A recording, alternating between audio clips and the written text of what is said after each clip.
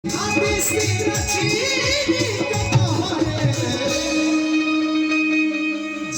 हो जिगर में जिगर बाटे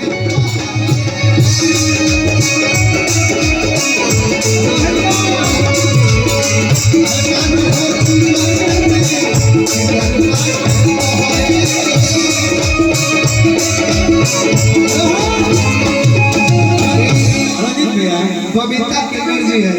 बबीता सागर जी बड़ा आप बड़ा खुशी होला दुख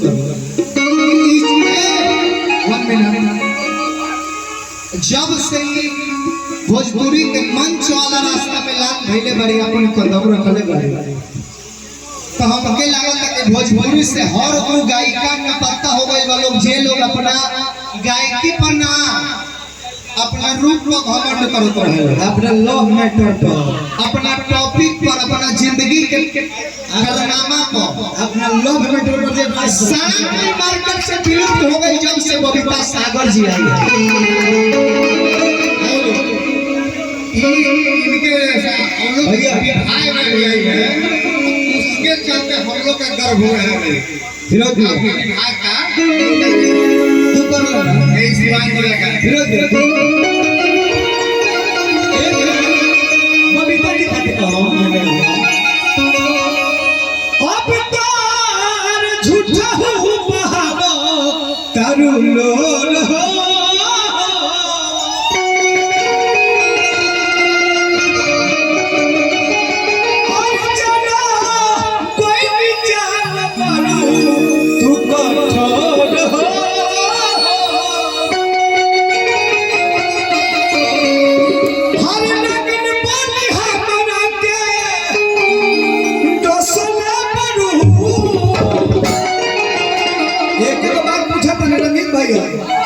जोनी भूलिया बाजार सच बता कोई के दिल में रखल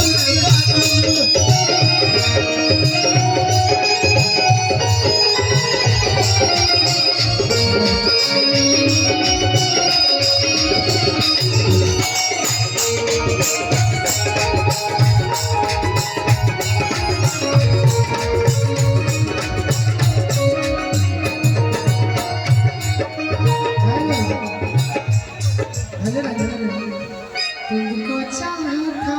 तुमको चाहेंगे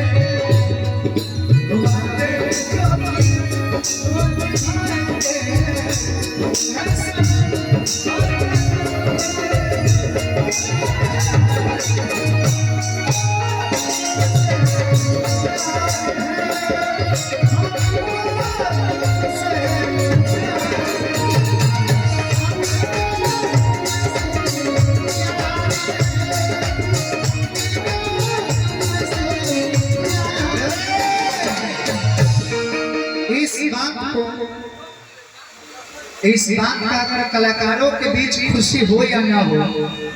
लेकिन रोशन राज के पास इतना गर्व और इतना खुशी जरूर होता है कि हमारे भोजपुरी में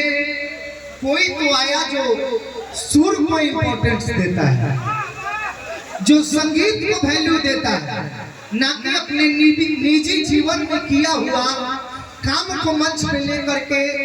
और ऑडियंस के बीच में अपना दबदबा बना के ऑडियंस के बीच अपना जगह बना के रखता है। नहीं, ये बबीता सागर एक ऐसे कलाकार हैं,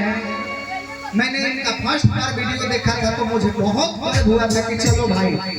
कोई तो भोजपुरी में आया, खासकर मंच के माध्यम से, जो कि गायकी क्या होता है, संगीत क्या होता है, लोगों के बीच ये समझाने का, ये दर्शाने का काम किया है। और उस टाइम से बहुत खुश है और ज्यादा नहीं 2 से 3 महीना हुआ और हमें लग रहा है कि भोजपुरी का जितना भी फीमेल गायिका है जो मंच पे राज करती थी,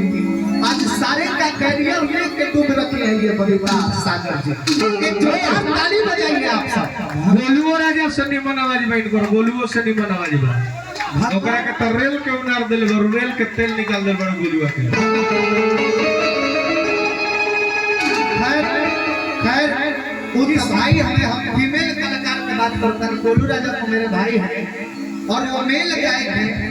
हम फीमेल गायिकाओं का बात कर रहे हैं। मेल गायक में एक से बड़ा लेवल, एक से बड़ा औधा सबका है। सब लोग अपने अपने जगह पे पकड़ बना के रखे हैं। लेकिन बबीता सागर